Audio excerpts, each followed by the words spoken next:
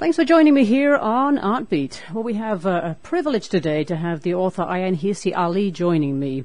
Ayaan is well known as the author of the book Infidel, and currently her new book out is called Nomad.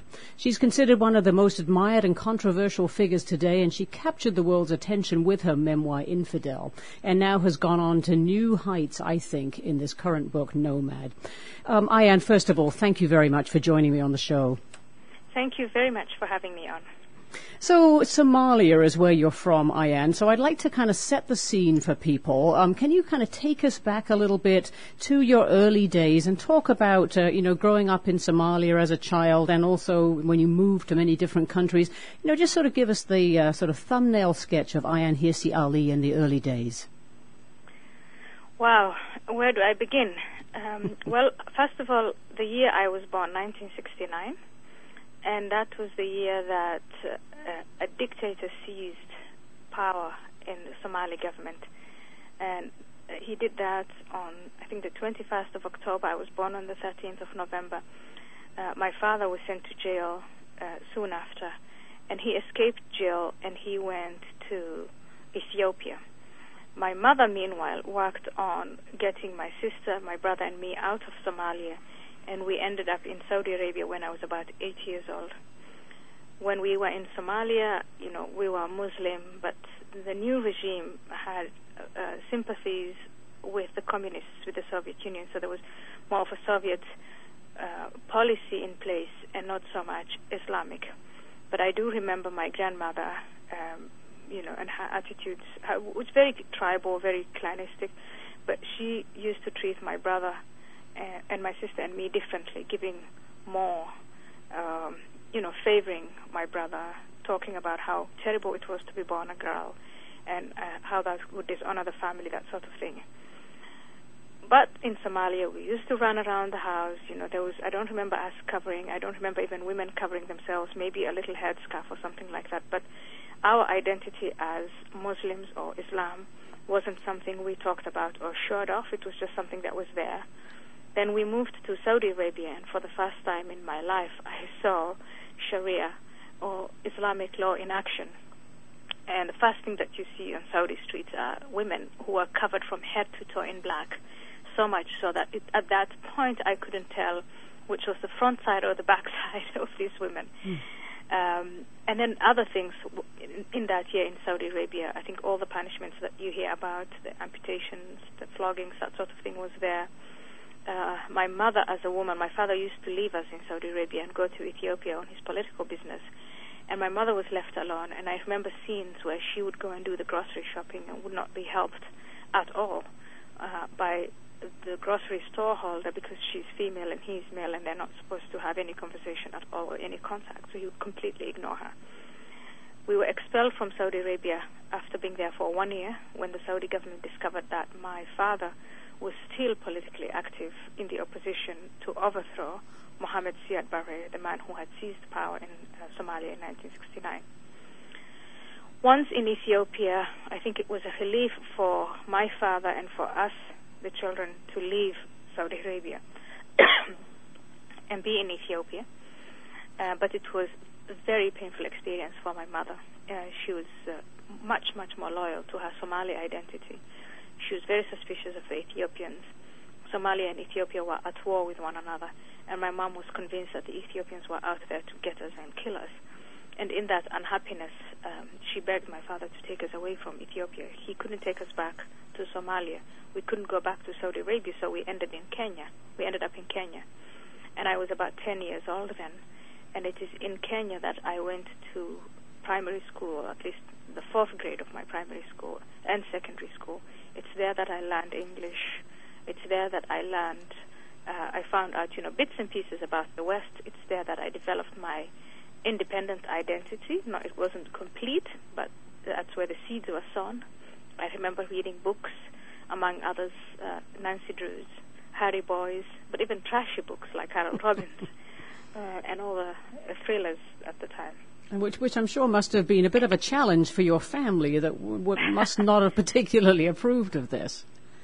No, my mother did not approve of it at all. I remember also scenes where I would take from the novels that I was reading. I mean, it's just anything that we could put our hands on, and tearing pages out of these novels, whether they were thrillers or mysteries, or and put them in between the Quran and lie down so that on the back my mother would think she's reading the Quran, but inside the Quran I was reading these novels.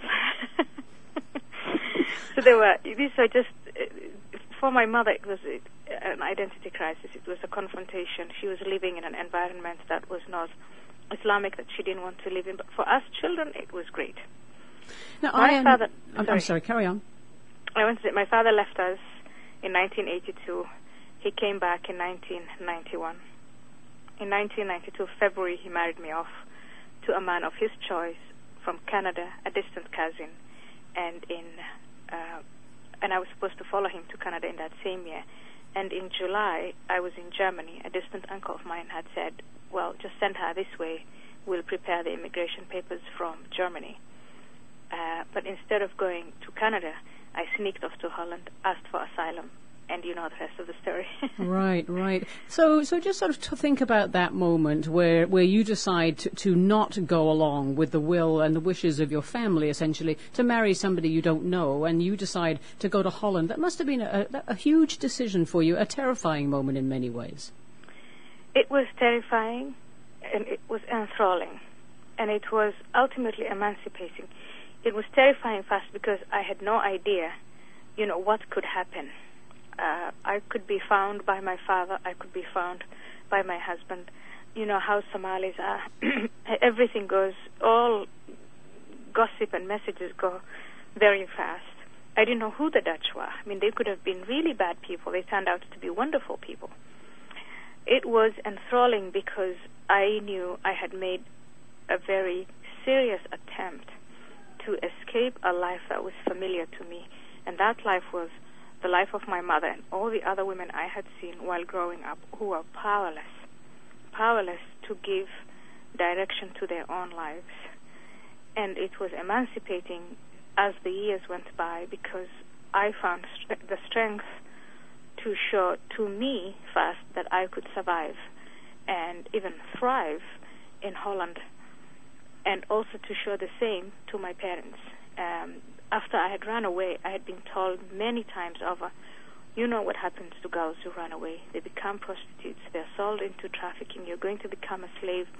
You'll get pregnant with unwanted babies. Terrible things will happen to you. You'll be a monster. All of those things. And ultimately satisfied to show them that didn't necessarily happen to everyone. And you certainly, of course, did show the world. In many ways, you ended up in the Dutch Parliament, which, is no mean feat. Talk about that for a minute and your work there, because you were still very focused, I think, on the plight of especially women entangled in the sort of the Muslim restrictions, as it were, trying to make their way in the West. Yes. After the 11th of September, I published articles. I went to work for a think tank of the Labour Party, that is the Social Democratic Party. And at first, my assignment was to write on immigration. But after the 11th of September, my boss said, why don't you write on integration instead? And they were interested in my perspective because I had been in the Netherlands for 10 years and I was completely assimilated. And we were dealing in the Netherlands with a problem of third-generation Muslim immigrants who completely rejected Dutch values and the Dutch culture, didn't speak the language, or, in a broken way, were not assimilated in the least. So they wanted to understand why that happened. And I researched that, and I came up with, I came to the conclusion that, these young men and young women were not properly assimilated because the young women were not assimilated. They were still leading lives of submission in Amsterdam, in Rotterdam, in Utrecht, in Holland, lives that were more similar to the lives that women lead in rural Morocco and rural Turkey. That got me a great deal of admiration, but it also got me a great deal of threats. And part of the admiration led to the leader of the Liberal Party, and that's probably in America what you would call a conservative party, to say, why don't you join us in Parliament and defend these issues in Parliament so that we can help emancipate these women. And that's how I got elected into Parliament. Okay, all right. And then, of course, now you are essentially based in America, and you followed up your first book, Infidel, which was an instant sort of bestseller. I mean, that must have surprised you too, did it? Writing your first book, and there you are on the bestseller list. That surprised me, and I think that success can be explained from the fact that so many people in the West, not only in Europe but here in America, just have this hunger and want to understand what it is like to live in a Muslim family, to grow up in Muslim countries, and then come here. What are the challenges that you face when you come to the West? And as I was promoting Infidel, I remember that with every audience, at the end, people ask me, what can we do to help Muslim women? My guest is Ayaan Hirsi Ali, and we're talking about her life as a writer and a politician, and her current book is Nomad. We'll be talking about that in just a minute, but we need to take a break, and Ayaan will stay with us. You stay with us too. We'll be right back.